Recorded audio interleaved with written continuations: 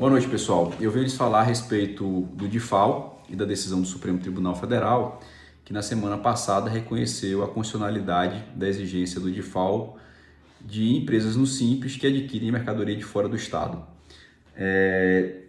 Existem alguns argumentos que eu acho que merecem especial atenção e é sobre eles que eu gostaria de falar para que a gente possa ter um argumento, ter um discurso uníssono e forte, evidentemente, junto ao judiciário com o objetivo de realizar o convencimento.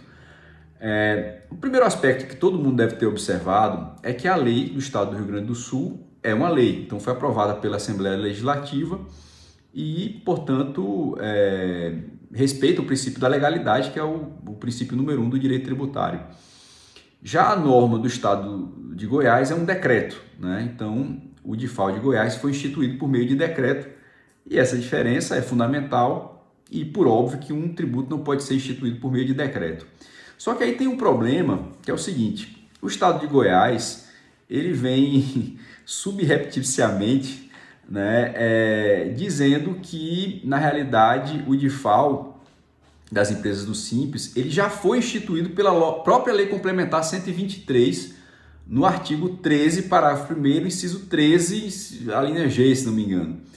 E isso não é verdade. Esse é um ponto que eu acho que merece muita atenção, que a gente tem que bater forte contra o Estado.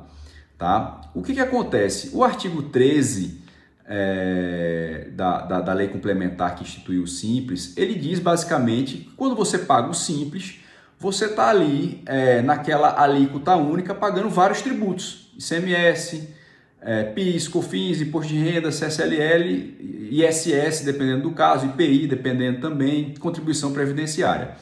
Já nesse parágrafo 1º, artigo 13, parágrafo 1º, ele diz quais são as exceções, ou seja, quais são os tributos que não estão dentro dessa alíquota única do Simples.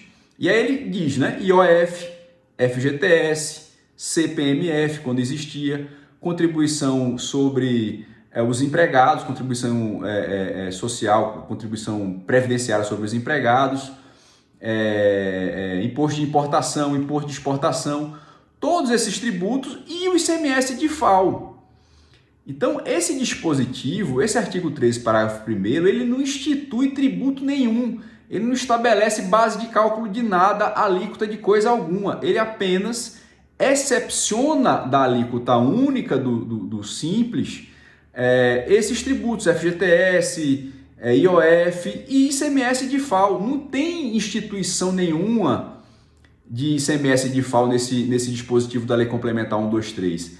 Então, essa argumentação é absolutamente essencial para a gente demonstrar que houve sim o ferimento grave ao artigo 151 da Constituição Federal, que é o princípio da legalidade, que traz o princípio da legalidade, quando a primeira norma que institui o DIFAL em Goiás efetivamente é o decreto.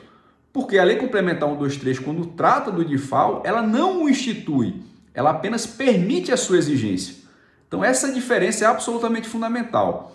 E um segundo aspecto que eu queria destacar para vocês é que o artigo 13, parágrafo 1º, também da Lei Complementar 123, enfim, ali no finalzinho dele, ele estabelece que é possível ao Estado, ou à União, ou ao município exigir os tributos ali expostos, né, IOF, como eu disse, FGTS, etc., desde que a legislação aplicável seja aplicável a todas as pessoas jurídicas.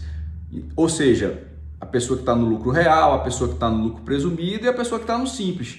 Isso acontece no Estado do Rio Grande do Sul, na norma que foi julgada pelo Supremo Tribunal Federal, mas não acontece no Estado de Goiás. O que significa isso? Significa que o ICMS DIFAL no Estado de Goiás, ele só é exigido das empresas no Simples.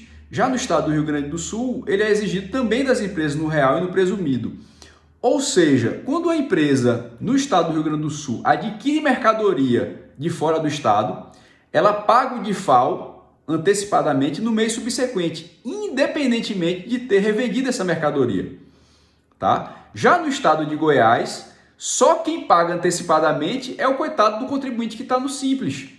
Quem está no real e no presumido, ele simplesmente se credita do ICMS interestadual e só vai pagar o ICMS na alíquota interna quando ele revender essa mercadoria.